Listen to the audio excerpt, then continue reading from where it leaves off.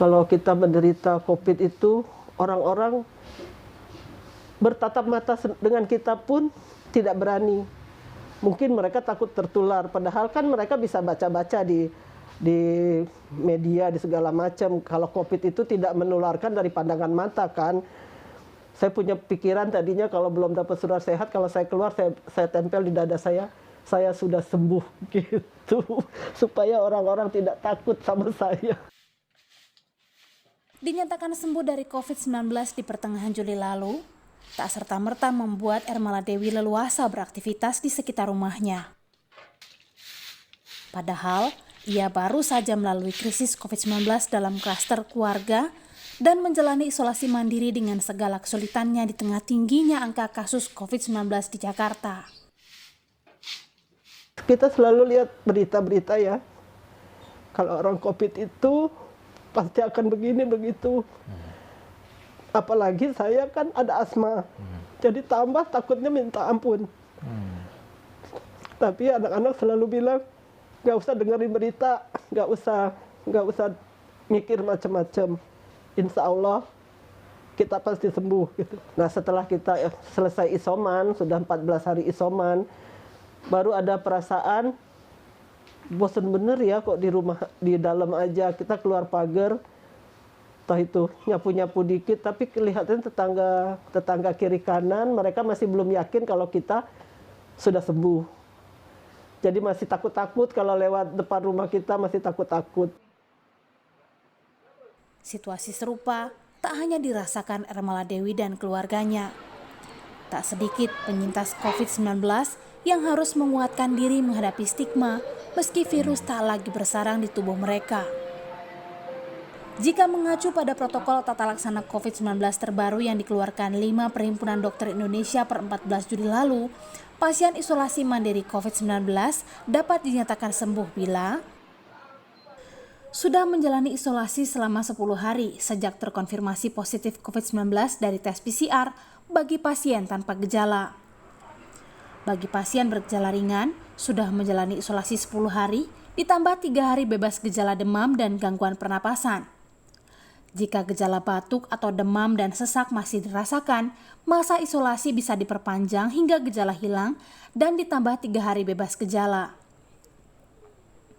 Pasien tanpa gejala dan gejala ringan yang diisolasi di rumah bahkan tak perlu hasil negatif tes PCR jika sudah melalui masa isolasi. Tes PCR kedua setelah isolasi hanya diperlukan bagi pasien bergejala berat dan kritis di hari ke-11 atau 12 isolasi atau setelah gejala klinis membaik.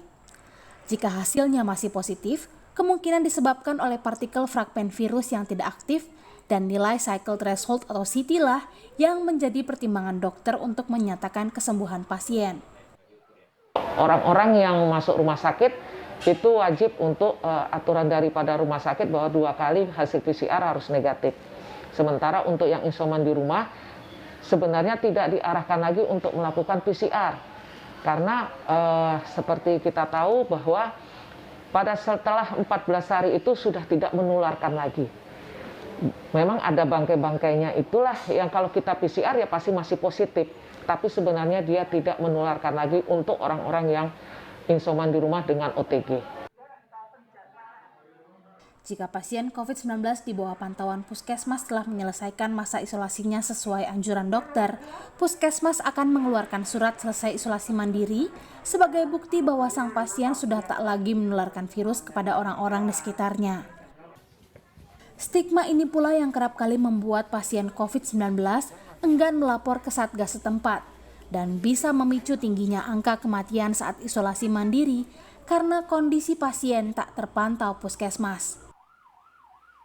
Harusnya sih mereka tetap lapor ya ke Satgas RT, RW, kemudian kalaupun sama puskesmas gitu ya. Jadi nanti kalau misalnya terjadi apa-apa gitu ya, jadi masalah atau terjadi perburukan ketika mereka lagi isolasi mandiri, jadi kita pihak puskesmas tahu kebanyakan orang khawatir stigma yang dijauhkan oleh tetangganya, padahal kan sebenarnya bukan dijauhi orangnya, tetapi jauhi virusnya. Sebenarnya kalau misalnya kita jauhi orangnya akan membuat juga orang tersebut menjadi stres gitu. Sedangkan untuk meningkatkan imun, ya dia tidak boleh stres gitu ya. Sudah dengan penyakitnya kemudian dijauhi orang gitu, karena orang berpikir takut ya kena COVID gitu.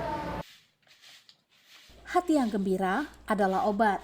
Setiap pasien COVID-19 sejatinya membutuhkan dukungan dan semangat untuk sembuh dari lingkungan terdekat dan keluarga agar imunitas tubuhnya meningkat, segera pulih sepenuhnya, dan kembali beraktivitas seperti sedia kala.